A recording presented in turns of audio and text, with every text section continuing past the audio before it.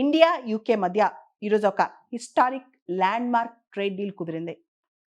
ఈ 10 సంవత్సరాల కాలంలో ఇటువంటి ఎఫ్‌టీఏ స్వేచ్ఛా వాణిజ్య ఒప్పందం ఇండియా చేసుకోవడం ప్రపంచంలో ఇతర దేశాలతో ఇదే తొలిసారని చెప్పొచ్చు.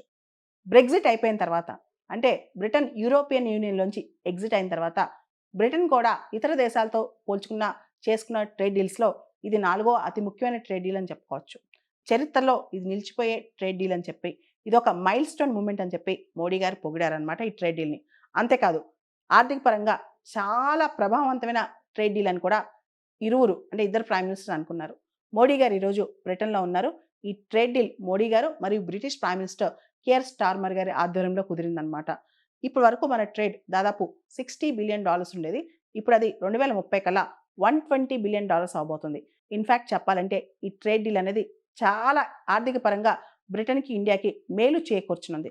ముఖ్యంగా చాలా టారిఫ్స్ ఏదైతే ఇండియా పైన బ్రిటన్ వేస్తుందో అవన్నీ కూడా 15% నుంచి 3% తగ్గనున్నాయి. ముఖ్యంగా ఏదైతే ఇండియాకి సంబంధించిన జెమ్స్ అండ్ జ్యువెలరీ ఉందో, సీ ఫుడ్స్ ఉన్నాయో, టెక్స్టైల్స్, ఫుట్‌వేర్ ఇవన్నిటి మీద కూడా టారిఫ్స్ బాగా తగ్గనున్నాయి. ముఖ్యంగా మనం అమ్మే సీ ఫుడ్స్ ఉంటాయి కదా! ప్రాన్స్ కానీ ఇవన్నీ కూడా ముఖ్యంగా ఆంధ్రప్రదేశ్ రాష్ట్రం ఎక్కువగా ప్రాన్స్ ఎక్స్‌పోర్ట్ చేస్తా ఉంటుంది. వాళ్ళందరికీ కూడా గుడ్ న్యూస్ అనమాట. సీ ఫుడ్‌కి సంబంధించి మనం చేసే ఎక్స్‌పోర్ట్స్‌కి బాగా టారిఫ్స్ తగ్గనున్నాయన్నమాట. అదేవిధంగా యూకే నుంచి కొనుక్కొచ్చుకునే కార్స్ కావచ్చు, వైన్స్ కావచ్చు, వాటన్నిటి కాస్ట్ భారతదేశంలో తగ్గనుంది. ఎందుకంటే మనం వాటిపైన వేసే టారిఫ్స్ బాగా తగ్గిస్తున్నాం అనమాట. చాలా అగ్రికల్చర్ ప్రొడక్ట్స్ మీద వాళ్ళు కూడా మనం అమ్మే ప్రొడక్ట్స్ మీద టాక్స్‌లు విపరీతంగా తగ్గిస్తున్నారనమాట. ఈ ట్రేడ్ డీల్ అమల్లోకి రావడానికి కాస్త టైం పట్టేటట్టుంది. కాకపోతే వచ్చే సంవత్సరానికల్లా ఇది అమల్లోకి వచ్చే అవకాశం కనిపిస్తుందనమాట. ప్రపంచం మొత్తం మనం చూస్తే గనక ఒక పక్క ట్రంప్ టారిఫ్స్‌కి భయపడుతున్న టైంలో ఇండియా, యూకే మధ్య ఈ ట్రేడ్ డీల్ కుదరటం అనేది భారతదేశంలోను, యూకేలోను హర్షం వ్యక్తం అవుతుంది. ఇకపోతే మన సర్వీసెస్ సెక్టర్ ముఖ్యంగా ఇన్ఫర్మేషన్ టెక్నాలజీ ఎనేబుల్డ్ సర్వీసెస్ వీటికి సంబంధించి కూడా ఈ ట్రేడ్ డీల్ వల్ల భారతదేశానికి కొత్త ఊతం వచ్చే అవకాశం కనిపిస్తుంది. ముఖ్యంగా మన వాళ్ళు ఎవరైతే ఐటీ ప్రొఫెషనల్స్ కానీ, ఈ సర్వీస్ ప్రొఫెషనల్స్ కానీ యూకేకెళ్ళి పనిచేస్తారో వాళ్ళు సోషల్ సెక్యూరిటీ కంట్రిబ్యూషన్స్ మనకి జీతం వచ్చే జీతంలో 60-70% ఎక్కువగా అక్కడ సోషల్ సెక్యూరిటీ ఇన్సూరెన్సెస్, కంట్రిబ్యూషన్స్‌కి వెళ్ళిపోద్దనమాట. అయితే 3 సంవత్సరాల వరకు పనిచేస్తున్న ఎవరైతే ప్రొఫెషనల్స్ ఉంటారో వాళ్ళు యూకేకెళ్ళినప్పుడు ఈ కంట్రిబ్యూషన్స్ ఇక మీదట అంత పే చేయాల్సిన అవసరం లేదనమాట. అంటే వీళ్ళేదైతే అక్కడికెళ్ళి సంపాదిస్తారో ఇండియన్స్ ప్రొఫెషనల్స్ అదంతా కూడా సోషల్ సెక్యూరిటీకి ఎక్కువ పే చేయాల్సొస్తాయి. ఇప్పుడు ఈ కొత్త డీల్ ప్రకారం ఆ సోషల్ సెక్యూరిటీకి దాదాపు తక్కువ పే చేసే అవకాశం కనిపిస్తుంది. దీనివల్ల దాదాపు 60,000 మంది ఇండియన్ ప్రొఫెషనల్స్ లాభపడతారనమాట. వాళ్ళ జీతం పెరుగుద్ది. ముఖ్యంగా ఇంజినీరింగ్, ఫినాన్సెస్ ఇలాంటి సర్వీసెస్‌లో పనిచేసే వాళ్ళు 3 ఇయర్స్ వరకు పనిచేసేవాళ్ళు వాళ్ళు ఎక్కువగా సోషల్ సెక్యూరిటీ టాక్సెస్ కానీ, సోషల్ సెక్యూరిటీ కంట్రిబ్యూషన్స్ కానీ అక్కడ చేయక్కర్లేదనమాట.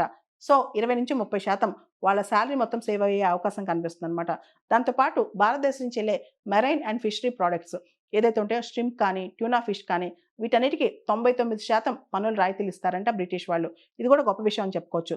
దాంతో పాటు మన agriculture products basmati rice, spices, tea, seafood, packaged food వీటన్నిటికి కూడా టాక్స్ రిలీఫ్స్ వస్తాయంట. అండ్ యూకే పర్టిక్యులర్‌గా ఇంతకుముందు శానిటరీ, ఫైటో శానిటరీ కండిషన్స్ చాలా ఉండేయన్నమాట. అవన్నీ కూడా చాలా వరకు ఇండియా నుంచి వాళ్ళు కొనుక్కొచ్చుకునే వాటిలో ఎగ్జంప్షన్స్ ఇస్తామని చెప్తున్నారనమాట. దాంతో పాటు వాళ్ళ దగ్గర నుంచి మనకు అమ్మే కార్స్ బ్రిటన్ నుంచి మనకొచ్చే విస్కీ కావచ్చు, జిన్ కావచ్చు, కార్స్ కావచ్చు వీటి రేట్లు బాగా తగ్గే అవకాశం కనిపిస్తోంది. అయితే ఇక్కడ ఇరు పక్షాల మధ్య కొంతవరకు కొన్ని డిస్కషన్స్ కూడా జరుగుతున్నాయన్నమాట. ఇండియన్ ఎంప్లాయీస్ ఎక్కువ బ్రిటన్‌లో పెరిగిపోతారేమో, వాళ్ళకి లాభం జరుగుద్దేమో అని చెప్పి బ్రిటన్‌లో కొంతమంది అపోనెంట్స్ చెప్తున్నారు. అదే విధంగా వాళ్ళ కార్స్ మీద మనం టాక్స్‌లు తగ్గించేసి వాళ్ళ కార్స్ కనుక మన దగ్గర చీప్ అయిపోతే మన ఆటోమొబైల్ ఇండస్ట్రీ బాగా దెబ్బతినే అవకాశం కూడా కనిపిస్తుందన్నమాట.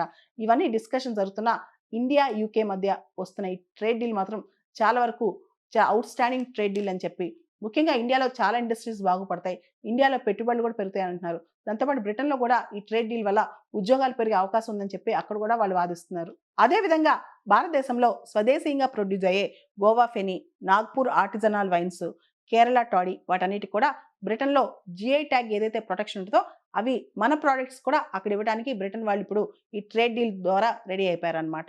ఈ ట్రేడ్ డీల్ ద్వారా యూకే కంపెనీస్ ఇప్పుడు ఇండియన్ గవర్నమెంట్ ఆర్డర్స్‌లో కూడా బిడ్ చేయొచ్చు. ఒకవేళ గనక యూకే కంపెనీస్ 20% వాళ్ళ ప్రొడక్ట్ అంటే వాళ్ళేదైతే మనకు సప్లై చేస్తారో అది ఇండియా నుంచి సోర్స్ చేసుకుంటే గనక యూకే కంపెనీస్ కూడా ఇండియన్ గవర్నమెంట్ ఆర్డర్స్‌లో కూడా బిడ్ చేయొచ్చనమాట.